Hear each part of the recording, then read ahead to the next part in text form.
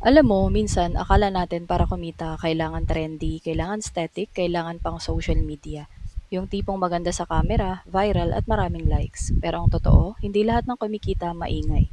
May mga negosyong tahimik lang, walang ka-glamour-glamour, minsan pa nga parang nakaka-boring tingnan. Pero sila pa yung consistent kumita araw-araw. At kung gusto mo ng negosyo na hindi lang pang flex, kundi pang long term talaga, ito yung mga dapat mong pagtuunan ng pansin. Unahin natin ang laundry shop. Ito talaga isa sa pinaka-boring na negosyo kung iisipin mo.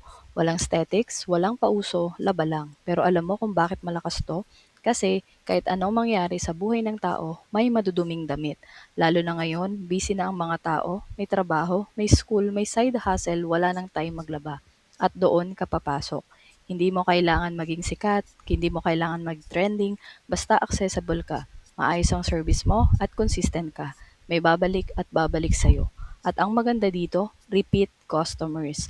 Yung once na nasanay sila sa shop mo, ikaw na lagi ang babalikan nila. Pangalawa, water refilling station. Ito, sobrang simple, tubig lang, pero iisipin mo, kaya bang hindi uminom ng tao? Hindi, 'di ba? Kahit anong mangyari, kahit mahal ang bilihin, kahit may krisis, bibili at bibili pa rin ng tubig ang tao.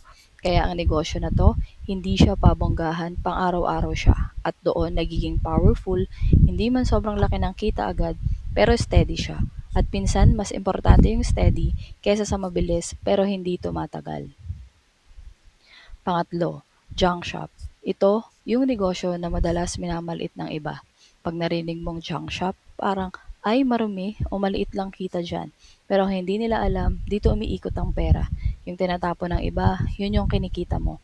Plastic, karton, bakal, lahat yan may value. Bibili ka ng mura, tapos ibebenta mo ng mas mataas sa mga recycling companies. At kung marunong kang mag-handle ng volume, doon lalaki ang kita mo. Hindi siya glamorous, pero practical siya. At minsan yung practicality ang tunay na nagpapayaman. Pang-apat, ang apartment rental bed space. Ito ay sinasabi nilang silent income. Sa umpisa, oo, kailangan mo mag-invest, kailangan mo magpagawa, mag-ayos, maghanda. Pero once na ready ng lahat, parang ikaw na yung hinihintayan ng pera. Buwan-buwan may papasok, hindi mo na kailangan magbenta araw-araw. Hindi mo na kailangan mag-post lagi. Basta may tenants ka, may income ka, at kung maayos kang landlord at maayos yung place mo, tatagal yung mga renters mo. Ito yung tipo ng negosyo na hindi exciting pero nagbibigay ng peace of mind. Ang panglima naman natin ay ang printing at photocopy shop. Ito, sobrang underrated. Mukhang simple lang printer, papel, ink, pero lalo na kung malapit ka sa school, office, o government area.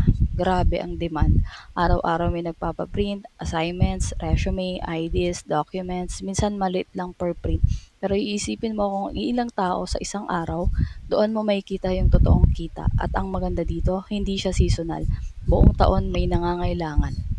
Ang pang-anim, bigasan or rice retailing. Ito talaga basic na basic pero powerful. Kasi kahit anong mangyari, kahit anong estado ng buhay, kumakain ng tao. At sa Pilipinas, halos hindi kompletong pagkain kung walang bigas. Kaya kahit tumaas ang presyo, bibili at bibili pa rin ang tao. Hindi siya pang flex na negosyo pero pang survive at pang stability siya. At minsan yun naman talaga ang goal, yung may panghawakan kang income. And ang ating pangpito, ang parking space rental. Ito, sobrang simple. Kung may extra lot ka o kahit maliit na space lang, pwede mo na siyang pagkakitaan.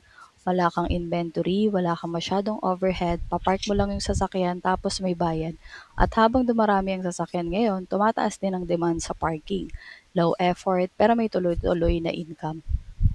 Alam mo, minsan kasi naloloko tayo ng social media. Akala natin para kumita, kailangan bongga, kailangan viral, kailangan aesthetic. Pero sa totoong buhay, yung mga tahimik, yung mga simple, yung mga boring, sila pa yung nagbibigay ng tunay na stability. Hindi man sila pang flex, pero sila yung bumubuhay ng pang-araw-araw. Kaya kung nag-iisip ka magsimula ng negosyo, hindi mo kailangan sumabay sa uso. Hindi mo kailangan maging perfect. Ang kailangan mo lang, yung negosyo na may demand at kaya mong panindigan. Kasi sa dulo, hindi man likes ang magpapakain sa'yo, kundi yung kita na tuloy-tuloy. Ikaw, alin dito ang gusto mong simulan? Comment mo sa baba. At kung gusto mo pa ng ganitong content, tungkol sa negosyo at income, don't forget to like, subscribe at follow mo ako para sa mas maraming real talk na tips.